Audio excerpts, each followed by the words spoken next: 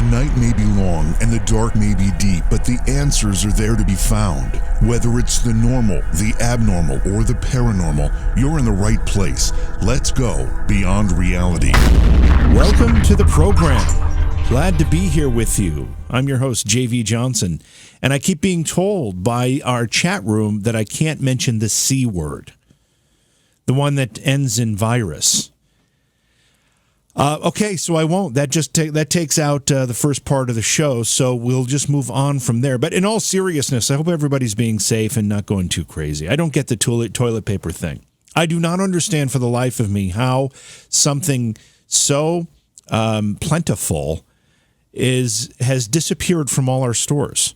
Why hoard, if anything, toilet paper? I do not get this. I don't understand. I've seen people sending pictures, posting them on social media about store aisles, the toilet paper and paper towel aisles, I think. They're completely bare.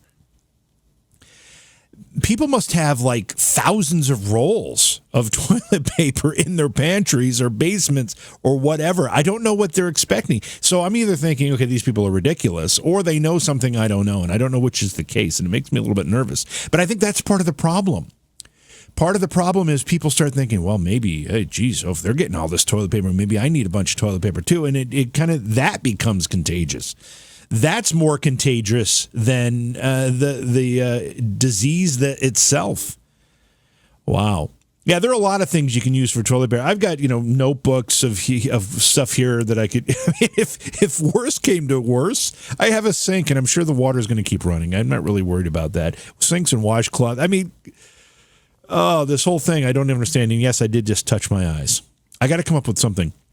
I did invent a product earlier, though. I'm thinking, all this hand washing, it's so much work, right? Because most people don't even wash their hands correctly. I was washing my hands today, and I realized that most of what I'm doing is my left hand washing my right hand. So my left hand doesn't get really as washed as the right hand does because it's just, I don't know, you don't even think about it, and you're doing all that, like I'm doing this, right? I don't do that to this hand. That feels weird. It's almost awkward. So people who are listening and not watching on YouTube don't know what I'm doing, but I'm rubbing my thumbs because your thumbs are one of the places that gets overlooked when you wash your hands. And I realize that I do a lot of washing of my right hand, but not so much the left hand when I'm doing it. So I've got this product in mind. It's it's very simple. But imagine this little thing you set next to your sink. Maybe it goes in the sink. I don't even know.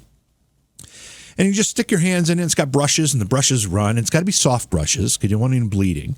And there's disinfectant in there, and it cleans your hands for you. I mean, that can't be that hard to put together. And if anybody does it, I want to cut because I just gave you the idea.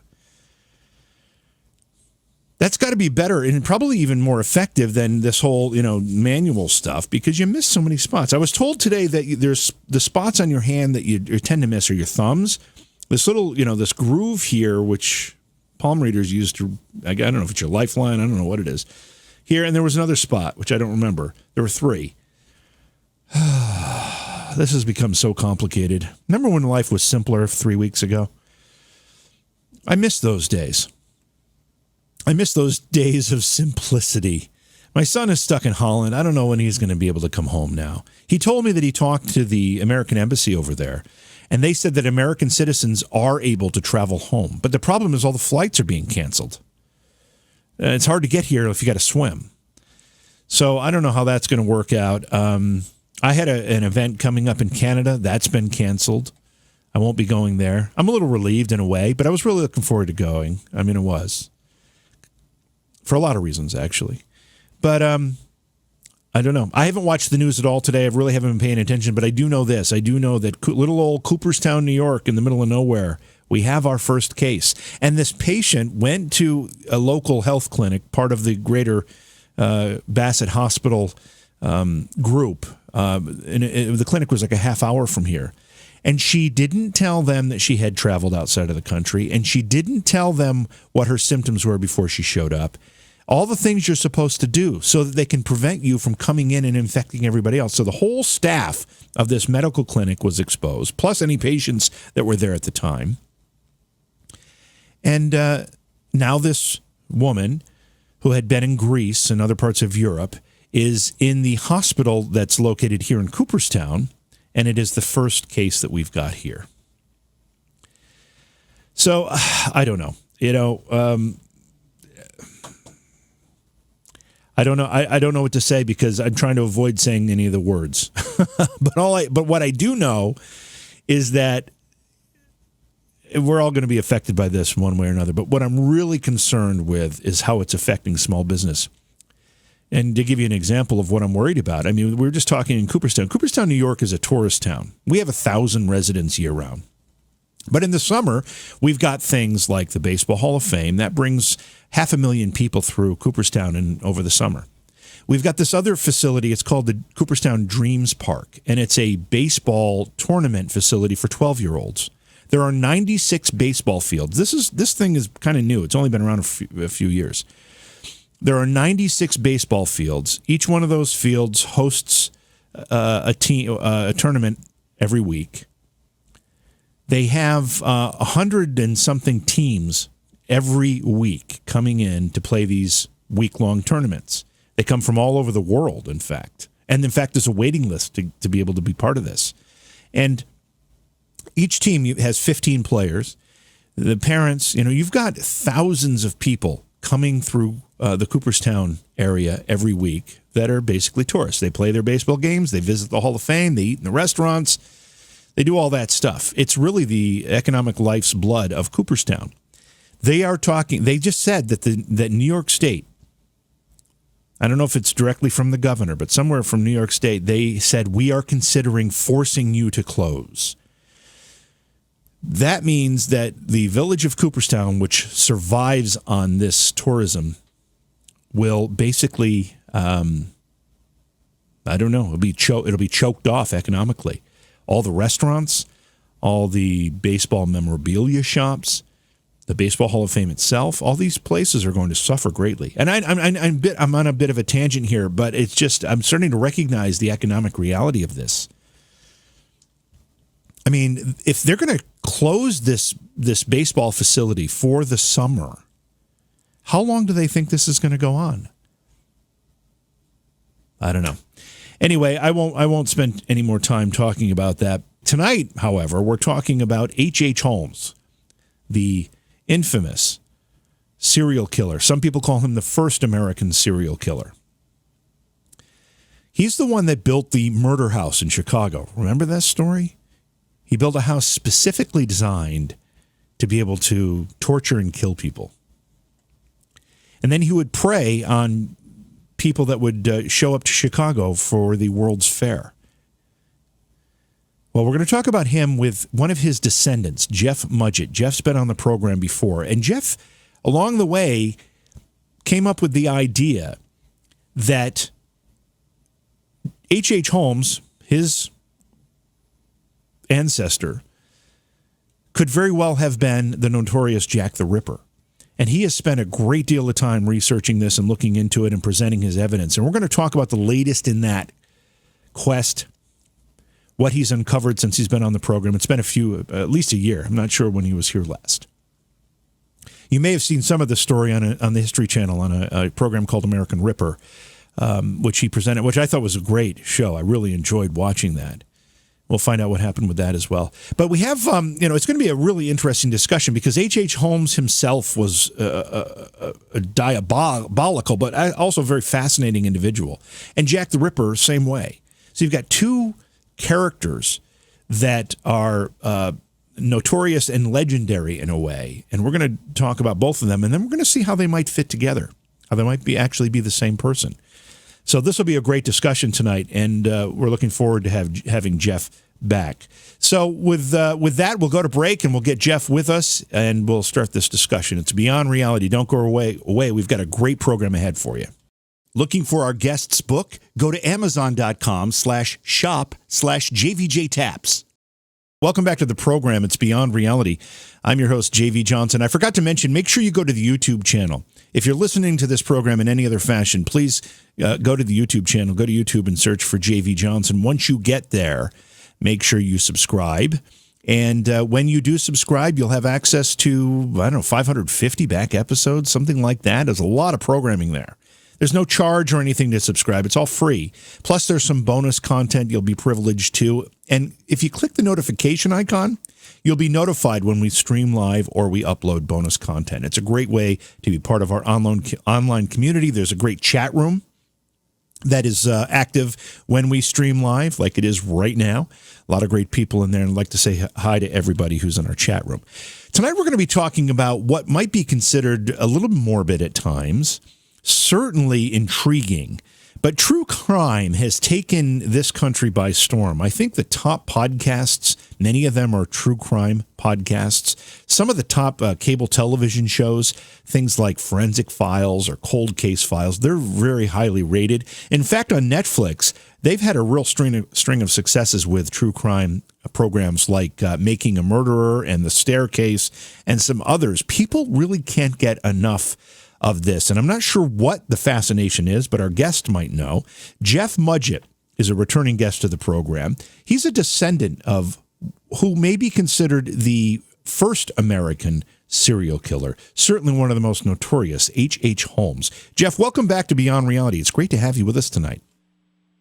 Hey, JB. Thanks again. I remember the first time I came on with you, and we had a great show. And I got to tell you, I've got some stuff to share with you and your listeners tonight that you'll be the first show that I get to share with, and it's something that's excited me, something I've waited for a long time. Well, that's exciting to hear, and I'm privileged and honored, feel privileged and certainly honored to have you on and do that with us, because this is a mystery.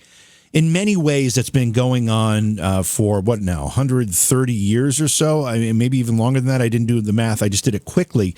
But the identity of Jack the Ripper is one thing that everybody has been asking about for well over a century.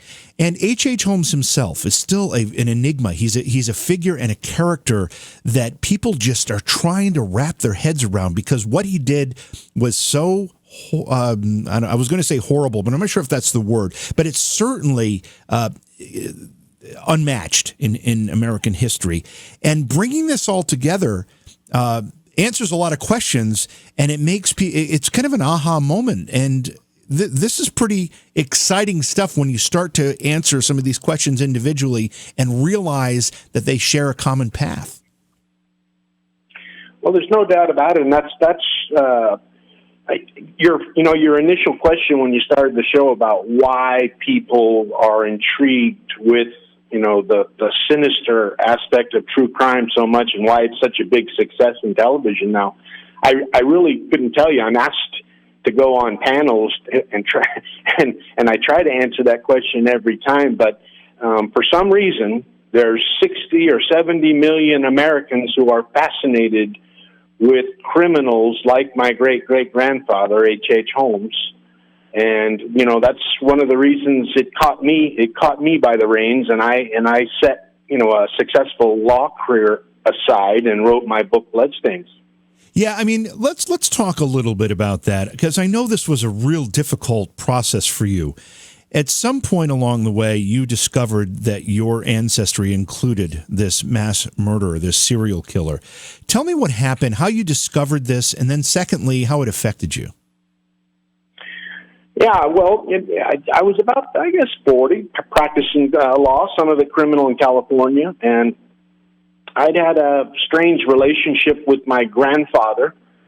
Bert was his name. We maybe shared 2 or 3 sentences my whole life, despite the fact that we were both avid fishermen. And can you imagine your grandfather never asking you fishing? Yeah.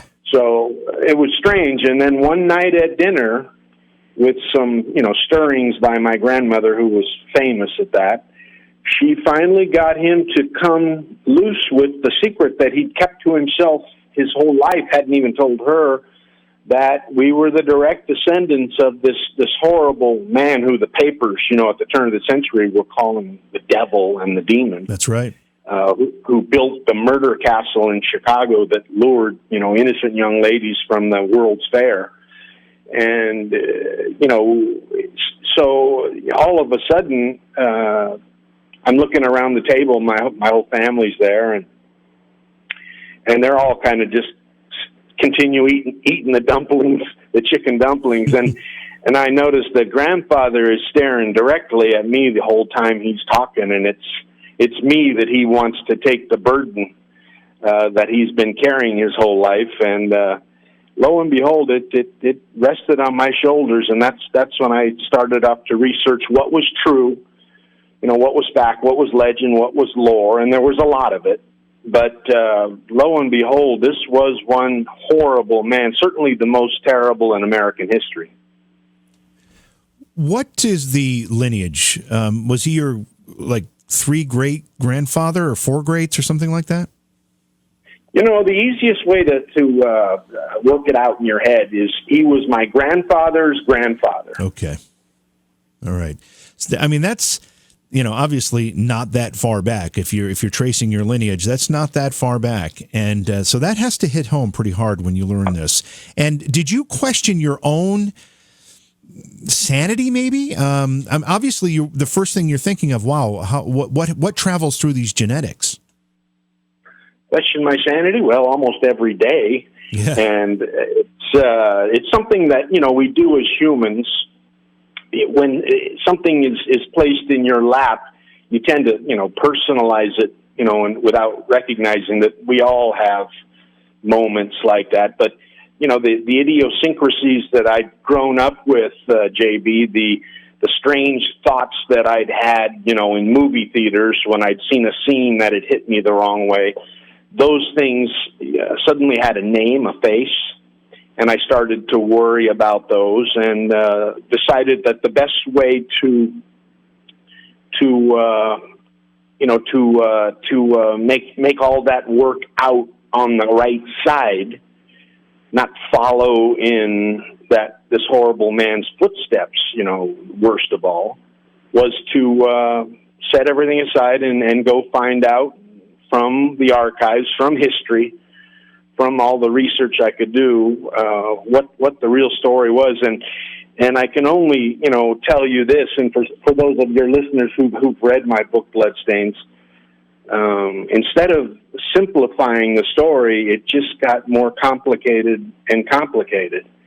And, and that until finally we ended up at that final episode in American Ripper, History Channel's miniseries that I worked with, where we actually exhumed the grave that was said to hold the killer, and it was that's when I look back at it, I go on shows like yours and look back at the opportunity that companies like History Channel gave me they gave me the backing, they gave me obviously the assets. It cost us over $1 million to exhume that grave, and Wow. then to investigate the DNA, the skeleton, all those things. They gave me the opportunity that I would have never had on my own, and I take almost every chance I get on shows like yours to thank them for going with me to London and letting me explain to the world my theory that not only was he America's first serial killer and most horrific, but I'm pretty sure he was also Jack the Ripper. Let's back this up a little bit, because obviously you know the intimate details of who HH Holmes was. Obviously, I'm familiar with who HH Holmes was, but there might be people who are not. So set the stage for us and tell us who HH Holmes was. He was a doctor from the University of Michigan in Ann Arbor, where he did rather well in school. He was a charmer. He was rather elegant, loved to dress up. He could have been a fabulous city doctor, or he could have gone out in the country and for a little town in America.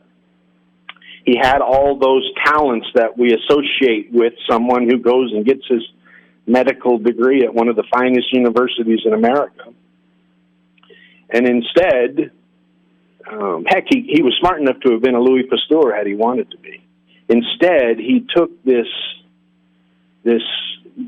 other side, as about as other side as you can possibly get, to where he learned that there was the biggest World's Fair ever coming to Chicago along the shores of the lake, right there in downtown Chicago. He premeditated a location where the rail lines would junction down to the lake and out to downtown. He arranged one of his murders to somehow come into possession of that piece of property, and then constructed his own murder castle. It was a hotel, but it was three stories, and with a basement containing all of the mechanisms for torture, experiment, things you'd associate in a Dr. Frankenstein image, that the one we all have in our head. Right. And unfortunately, JB, it was right here in America, in Chicago. Wow. Didn't he get that through some kind of partnership with somebody? Was it a pharmacy or something? And then he ended up what is suspected to have been murdered, the partner? Yeah, the Chicago Tribune, when the truth came out, and he was later tried for murder in Philadelphia, and the investigators started unearthing the facts, they gave him a quote that I like to repeat. He was the greatest fraud that ever struck Chicago, and when he identified a piece of property or some cash, he had two things he liked in the world. He liked women and he liked money, and when women got in the way of money, they were done away with. So he identified the property he wanted. He found the couple that owned the little pharmacy there on the property, and arranged his fraud, and somehow the man went missing, but only after Holmes had been named as the beneficiary on the life insurance policy. And lo and behold, he ended up with the property that he could begin his construction on. That murder castle, as we'll call it, because that's what it's known as, was not a small building. That was quite a project. How did he get the money to build such a monstrosity? There's many books written about that. Probably the most famous is Eric Larson's The Devil in the White City. The book that Tom Cruise first owned, then Leonardo DiCaprio owned, and Martin Scorsese. The rumors are that it's being made into a Hulu series. I haven't seen the evidence of that yet, but Eric wrote about the building and laid out and spelled out how it was laid out, and it was a huge building for the time. And Holmes had a habit of hiring contractors, arranging for them to maybe get 2/3 finished on their work, have a dispute with them, and then fire them off before they were paid, and then he'd bring in a new one. And lo and behold, he got it finished with that process. Wow. Plus, he was also crafty with money. He was an investor. There was stories of him selling gas that he found on the land to the city of Chicago, natural gas. And when the police later went into the property, once all the murders started coming to earth, coming to vision, when they went down into the basement, they found out that all he'd done is dug across the street and tapped into the city gas line, and then sold the city back their own gas. Wow. Wow. What years are we talking about? Because when was the World's Fair in Chicago? Oh, about 1892, 1893. So this was the end of the 19th century, just before the turn of the century. And HH Holmes is finding himself basically an unlimited supply of victims because of what was going on in Chicago.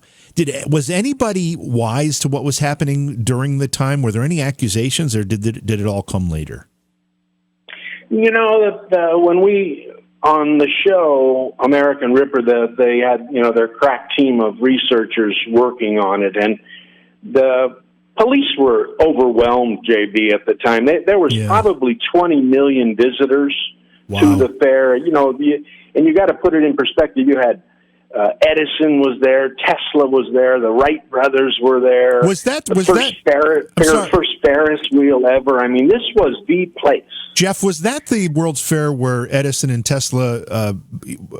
Wasn't it Westinghouse that ended up lighting it, and it was the first real demonstration of electric light? You know, I think you're right, but I wouldn't want to. I'm not positive, but I think you're right. I think so too. I'm not positive either, but I think that was the World Fair. That the spectacle was that they lit it with electric light, and that was quite an accomplishment and a spectacle for anyone who was visiting. So sorry to interrupt there, but I think that was the one. No, so imagine that's going on. This is the place from around the world. Everyone with money had to go there. Everyone without money tried to go there. And 2 miles from that fair was the murder castle. Wow. You could see it from the Ferris wheel when you rode the wheel. And, you know, it's quite a thought to try to process how all these innocent young ladies came from Kansas, Missouri, Alabama, Connecticut. They needed a job. They needed a place to stay. And here was this rather dapper, debonair doctor offering them a place and a piece of employment 2 miles from what they'd sought out after the whole time. It was right out of the movies, but the wrong kind of movies. What's the official count of victims from HH Holmes? You know, I'm asked that quite often. There's really no telling. Some people argue he only killed 13. Holmes made a joke of the confession before his alleged execution. He claimed, 27, then the next day he retracted that. Right. There are some that believe it was as high as 200. The problem you have trying to estimate how many murders there were, JB, was this was a brilliant doctor who was an expert in forensic science and elimination chemistry as far as bones, flesh, hair, and to go back and try to give a number to those that he murdered is almost a disservice to the victims. I know that there's at least 10 absolute proof murders. Children, like I said, the husband of the couple, and then his partners, and then he married 3 or 4 times, and 2 of them went missing. So there's multiple murders, certainly enough to qualify him as a mass murdering serial killer. The count is, obviously you gave us a very wide disparity of numbers ranging up to 200. You say he was an expert at disposing the bodies. I mean, that's the way that most of these guys end up getting caught, is that at some point you find the remains. And you're saying that he was able to dispose of all the remains, or at least a majority of them. Well, I'll give you an example. During the show, we filmed on the Chicago River because one of our historians had long had a belief. Matter of fact, he'd written a book about Holmes having owned a concrete factory along the river, a couple miles from the murder castle. And we'd never discovered any commercial practices that concrete had been used for. So I talked the History Channel into setting up the production team so we could go out on the river with sonar and search the muck below the river to see if the legends were true about coffin-shaped concrete blocks. Mm-hmm. Well, we found some. And but when we went to get permission to digging in the Chicago River would have involved permission from the city, the state, the federal government, the Coast Guard, the EPA, and on and on and on. And finally, history couldn't go that far, so we pulled back. But I was about 3-4 months after that episode. I was at a party there in Chicago, and the mayor's assistant came over to me and said, "Man, we loved your show, but we all were dying to see what you guys found with the concrete blocks in the river. We wanted you to do it. And I said, well, the history guys had some trouble getting permission from you all. He said, no, you didn't. We'd have given you the thumbs up right off. Oh, wow. So maybe one day. We're talking with Jeff Mudgett tonight. We're talking about his direct descendant, HH Holmes, America's first serial killer.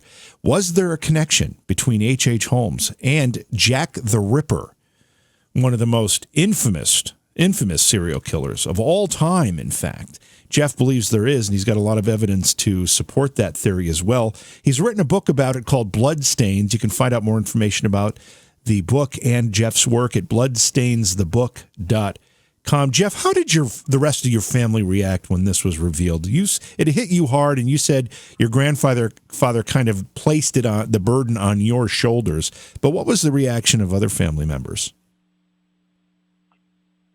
Oh, disbelief, some shock. They wanted life just to go on, maybe wishing that he'd never brought it up at all. And knowing that once I'd been interested by something like that, having been around me for 40 years, that I would have had the bone in my teeth and I'd have run with it, and that's what happened. But to tell you the truth, my family's been very supportive the whole time, JB. I've got the all-American mom and dad who would have supported me anything I did. The rest, when we got permission to exhume the grave in Philadelphia, in Pennsylvania, they all had to sign off on it, and one of them could have vetoed it and shut the whole project down, and none of them, to their credit, did. Wow, that says something right there.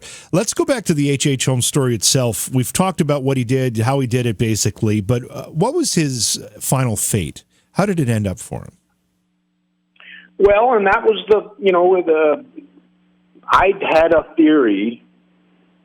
Many theories about this man, and one of them, JB, was that he hadn't been executed that day, that another had been substituted in his place and buried in the grave, and that Holmes had gone on to live another life. And I was visited time and time again by people who thought that he had lived in France, South America, the whole thing. And I realized that so many of the shows we see now on television, it's a author or a family member or a descendant who has a theory. They get up on television and they stand in front of the camera, and then they give their theory, and then someone recreates a scene, and that's what you're supposed to believe. And this one, there was an opportunity for real scientific evidence to determine the outcome, with science deciding whether Holmes was in this grave or not, using some of the greatest anthropologists in the world from the University of Pennsylvania. And, when I took it to History Channel with it, they, to their credit, they decided to run with it, and it was a wonderful series, I thought. And then that last, I know we're going to talk about it later, but that last episode, still, the evidence needs to be reopened, in my opinion. I agree with you 100%. You had me hooked. I watched it, and then when we got to that last episode, I don't think anybody was prepared for it to end there, because there were so many questions that were about to be answered, and I think there are a lot of people that have those questions on their mind and want those answers. But when it comes to Holmes himself, how was he caught? What was the process by which he was caught and tried? What happened there? Well, and it's a great question, too, because I've long believed that Holmes manipulated that whole process. Really? And he knew that in order for him to have a blank check, because the noose was tightening the whole time across America. I mean, the search and chase for Holmes before his arrest was as big as Bonnie and Clyde. It's just, and it was covered in every newspaper, and he was in Texas, he was in Missouri, he was in Toronto, He was in, Boston, New York, and the cops were chasing him. The private investigators were chasing him. The insurance companies had hired some of the greatest investigators in the world to run the man down. They finally had enough with paying false life insurance proceeds. That's what his career was. Right. And he made considerable money back then for that. And I realized that the man, as smart as he was, knew that there was no way he was going to get away with being called innocent after a trial for murder. And after his arrest in Boston, it was on some insurance felony charges. The Philadelphia district attorney got involved and decided to bring one of the murder charges against him there. Not the ones from Chicago, not the ones from any of the other states, just the one there. And having practiced law myself and trial law, I can tell you this, his trial and the transcripts, which still exist, if any of your listeners get fascinated enough with Holmes, you can actually Google down the trial transcripts. He actually fired his lawyers and decided to defend himself. And that the cross-examination of one of his ex-wives, who was never a legal wife, but and the judge deciding that was going to be allowed in his courtroom because Holmes was obviously a bigamist and a fraud, and that back and forth between him and that wife is some of the most fascinating trial tactics that I've ever seen, and is still used in some law schools as far as cross-examination technique. And it's the man was.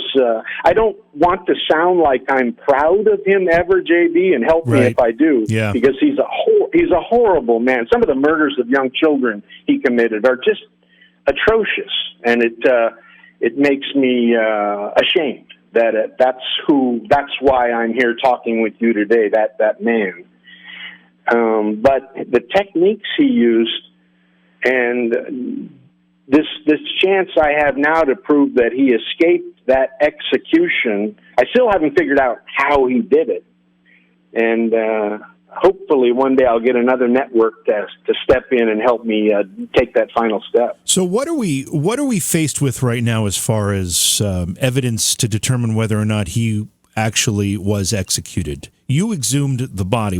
Can you talk to us about what you found out? Sure.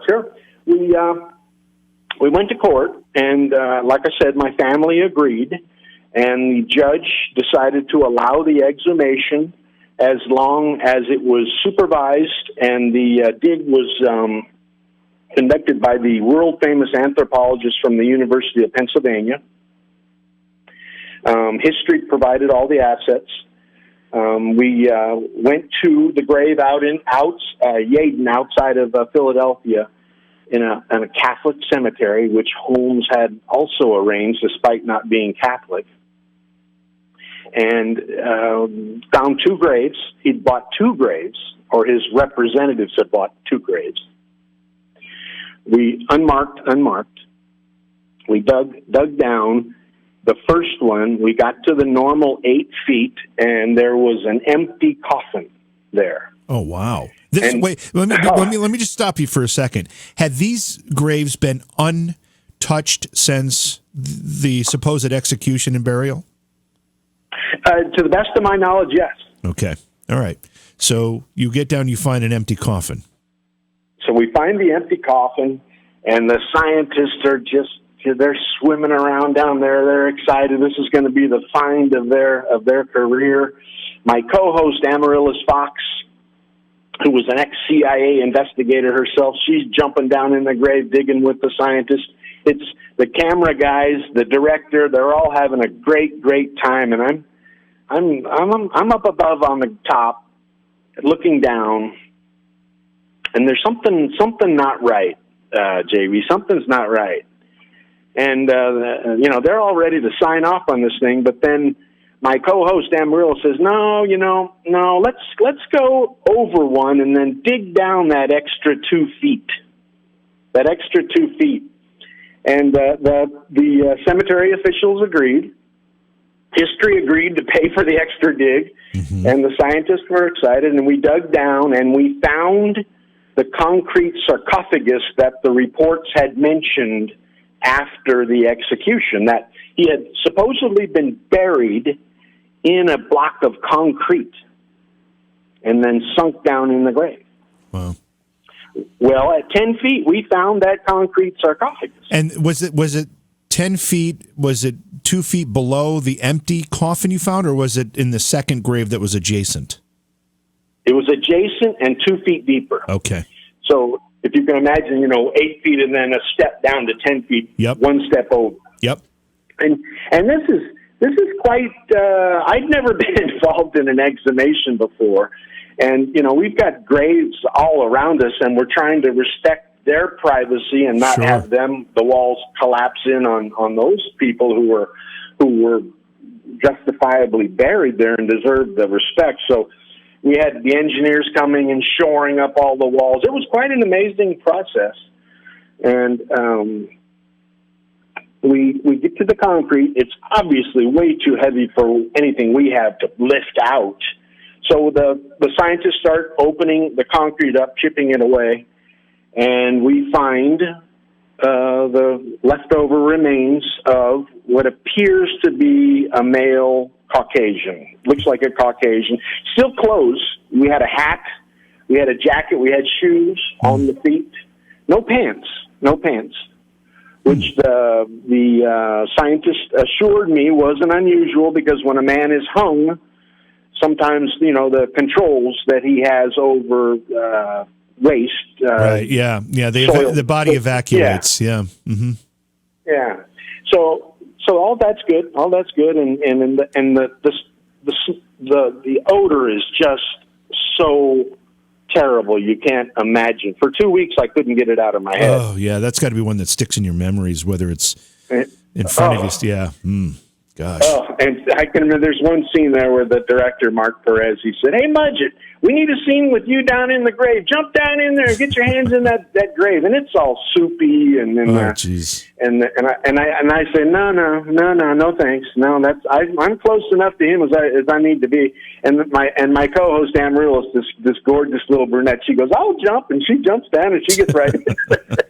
Were there any personal? It was a great scene. She's now, by the way, she's now married to a Kennedy, Robert Kennedy III. Oh wow. So we found. Oh, go ahead. Sorry. No, I was going to ask you, were there any personal effects, like a wallet, or I don't even know if they had those things back then, but yeah. Yes, we found a cross, a pewter cross that someone had obviously designed for the grave, and it had writing on it, and it gave the date of the burial, and it said HH Holmes on it, which at the time I thought was rather remarkable, because he'd confessed before the execution. He'd confessed and converted to Catholicism with his God-given name, Herman Webster Mudgett, the Mudgett that I carry. Right. But on the cross, they'd gone back to the alias that he'd always got a chuckle out of, that he used for most of his crimes. So the skeleton's there. The scientists are working away. They finally clean it away, and they take it back to the laboratory at the University of Pennsylvania, where they're going to get a DNA sample and compare it with mine. Okay. All right? Yep. They're going to compare the skeletal height with what Holmes was said to be as a man when he was arrested by the Boston police and the Philadelphia prison officials. They're going to check the dental records. They're going to check the trauma to the neck from the hanging. They're doing the things anthropologists are supposed to do to determine if this man was H.H. Holmes or not. Sure. Well, lo and behold, the DNA doesn't match. We now know the skeleton was 4 to 6 inches too short. there was no trauma to the neck from a hanging, which is quite unusual, not impossible, but quite unusual. Right. And one of the team members, I have a team of researchers now that we go through anything new that comes up with Holmes. My crack assistant, Warren Kroon, we talk every morning with something new he finds on Holmes. But Vanessa Hogel is my assistant that helps me with the dental records and other pieces of evidence, but she determined that the dental records had been falsified, the ones that the UPenn had used to identify the teeth we found in the skull, which was Holmes's MO in life insurance fraud. And so when you add it all up, and if you take the viewpoint of a defense lawyer in a criminal trial, you've got DNA not matching, the skeleton doesn't match, dental records are falsified, and no trauma to the neck. You've got plenty to get a reasonable doubt at the very least. Was there anything that pointed in the other direction? Did you find anything that may have been in part of the substantiation that it was in fact him, or was there absolutely nothing that did that other than maybe that cross? No. The UPenn believed that the dental records proved that it was Holmes, and that's in the final episode of American Ripper. And when the dental records that we had, JB, were from a physical examination by a Chicago physician that we believe Holmes had requested to do the exam before the execution, who had come out from Chicago, who had known Holmes in Chicago. They took dental casts, all right, actually molds of the teeth, which the UPenn anthropologists and their dentistry department compared with the teeth we found in the skull, and they match. But now our dental team of researchers has proven that the dental cast that they took was from a cadaver, not the living inmate as was represented on the show. How do you prove that? What can you do to prove that? Oh, it's pretty easy. When you, I tell you what, I'll send you the report that they use. Okay. When you take the dental cast, when you go to a dental office and they make a mold of your teeth, mm-hmm. The bottom cast has to be a U shape because of your tongue. Your tongue interferes with the cast. So it's a U shape. But on these, the bottom of the mouth was there, which is an impossibility on a living human being. Wow. So when my team of crack researchers let me know, no, that can't have been that way. That was from a cadaver. We knew we had the Holmes MO again.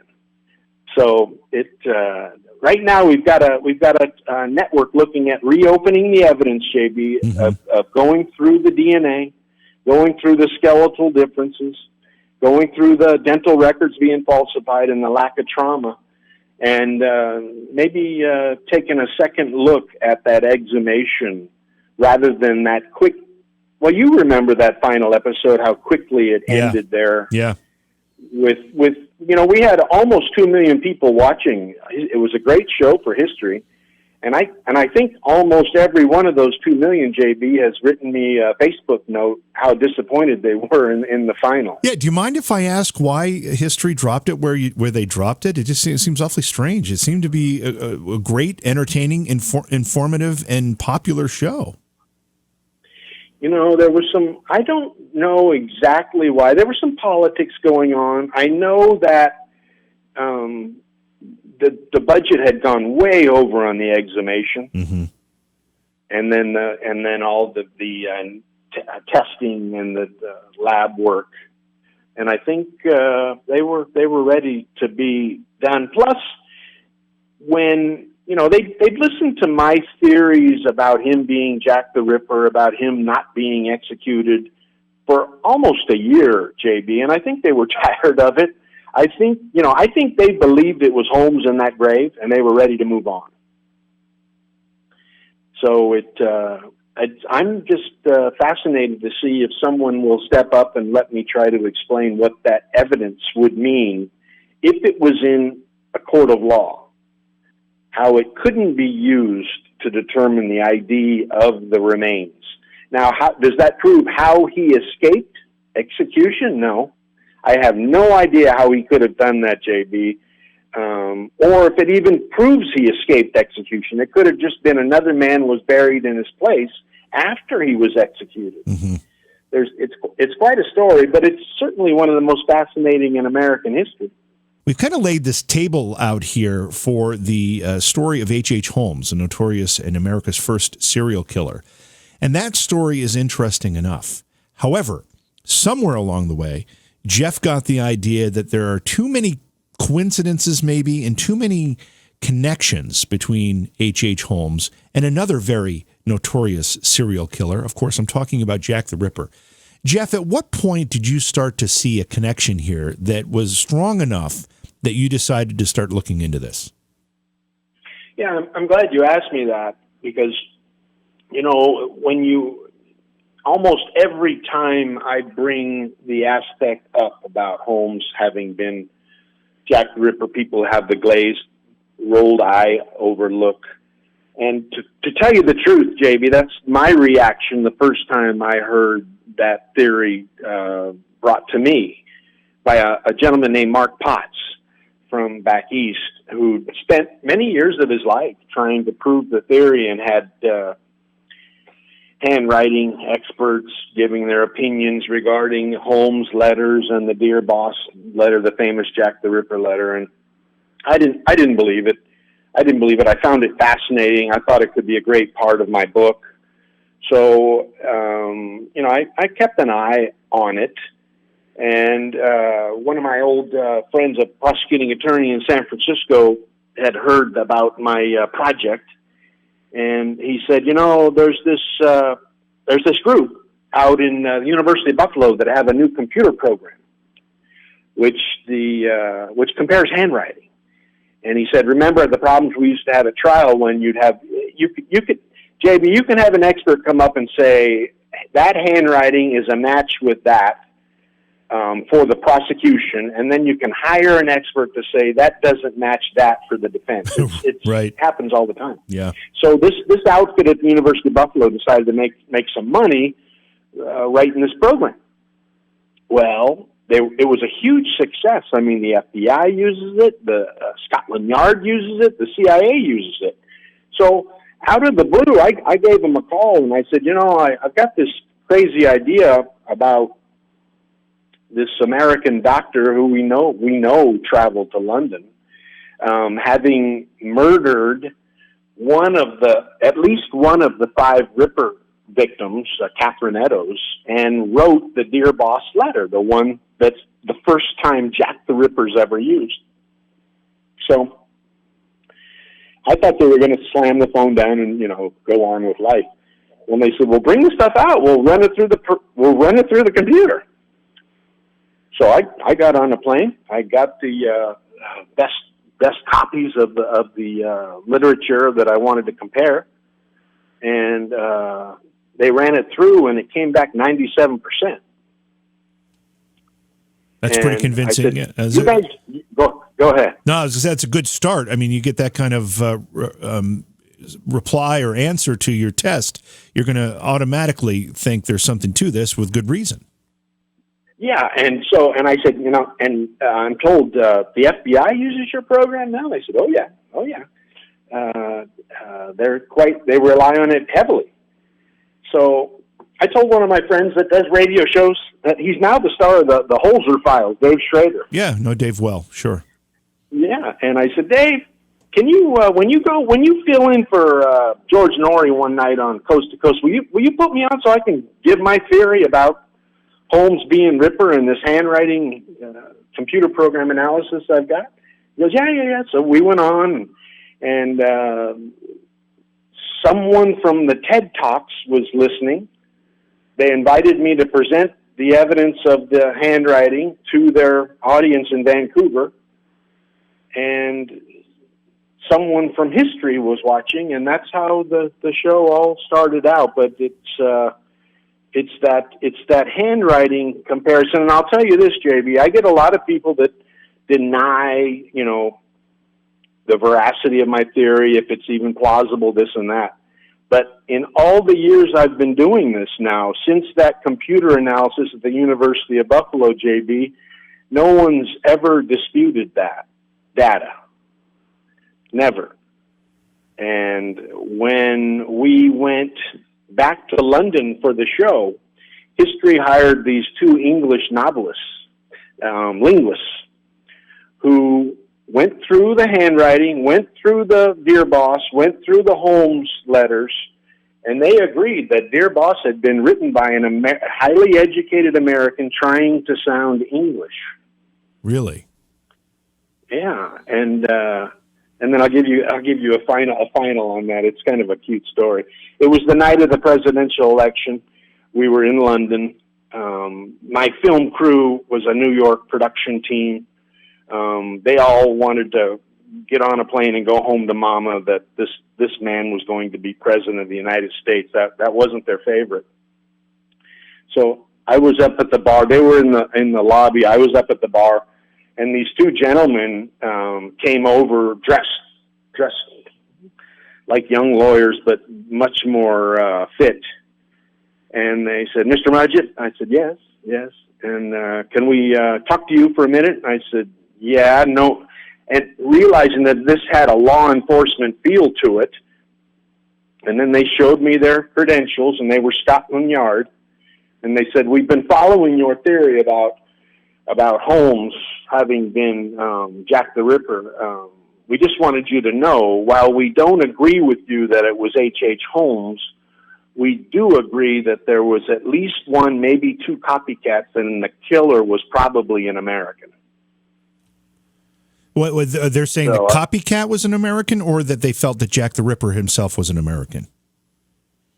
The man who wrote the Dear Boss letter and killed Catherine Eddowes was a highly educated American. I see. And Scotland Yard believes that.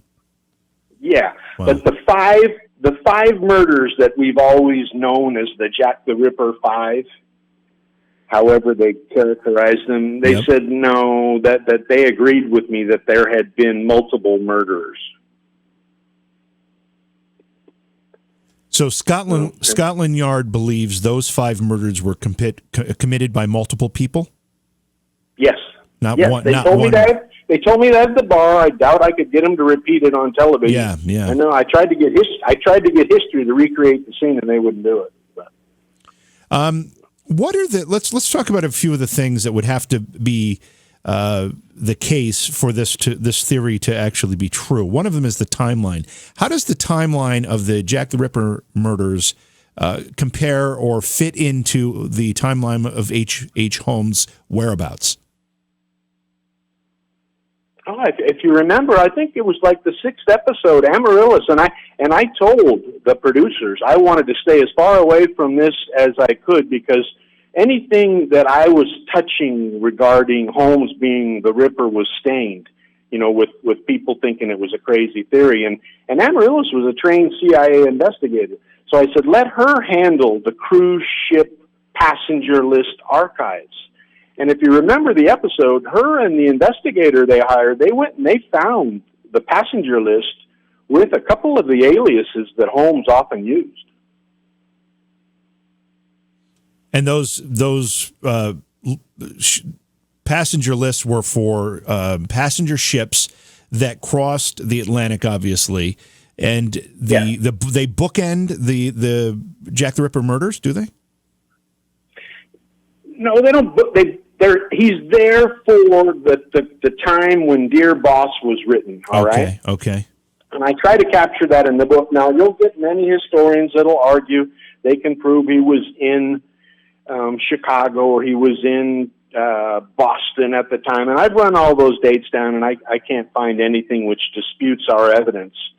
As far as us walking into a court of law, JB, and proving that Holmes was the author of the Dear Boss letter and the murder of Catherine Eddowes, it's not possible. Right. But I tell you what, there's more evidence to my theory regarding that handwriting because of the University of Buffalo computer program analysis than anyone else in the world has.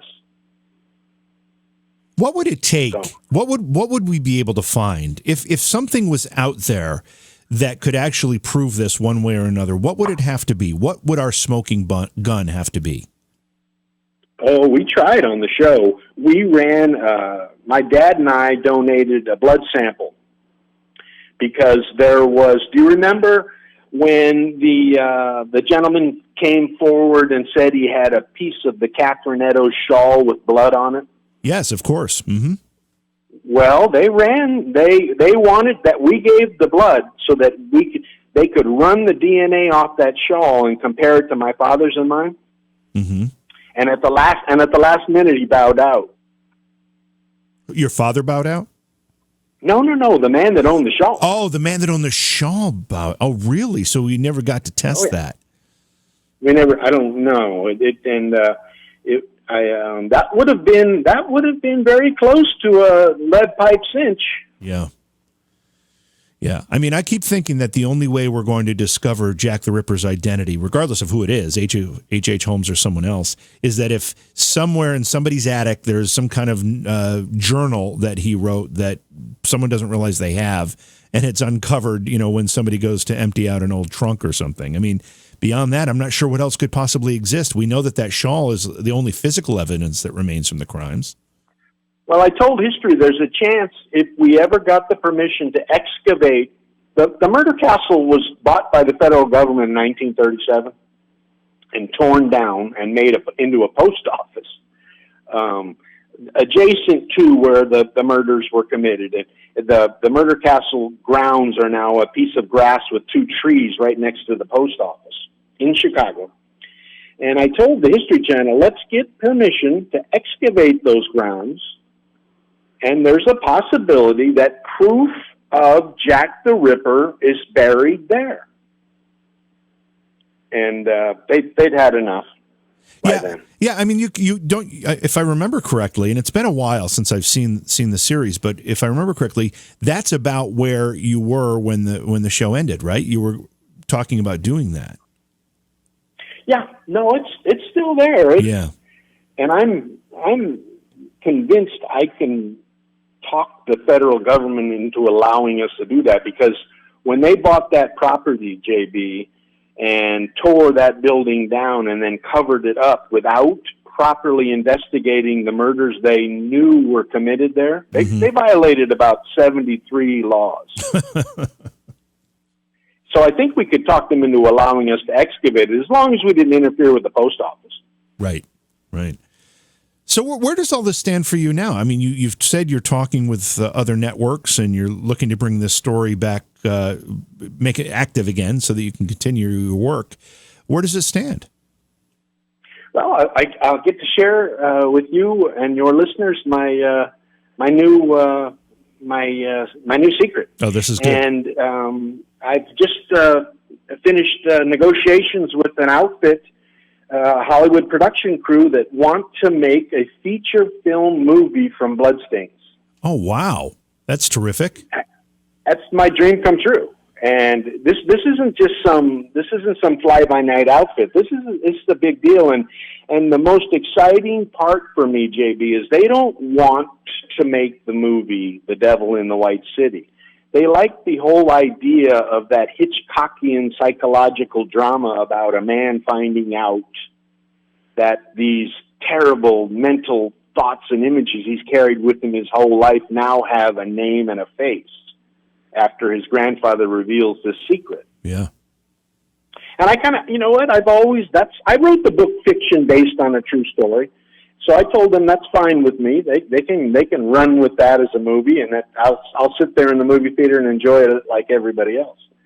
But so I'm quite, as you can imagine, I'm quite excited about the whole thing.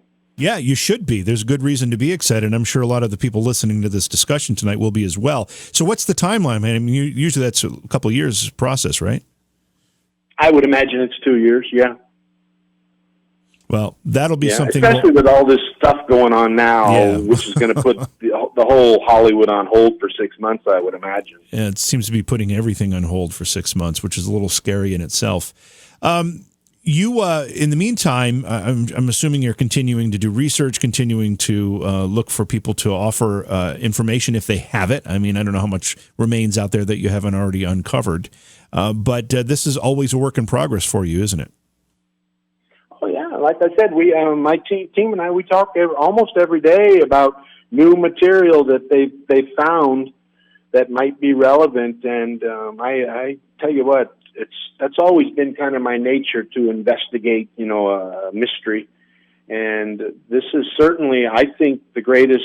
How he could have pulled off the greatest escape. I hate to use that word for this man, but such an incredible escape from execution, substituted another in his place, and then gone off to live another life. It's got.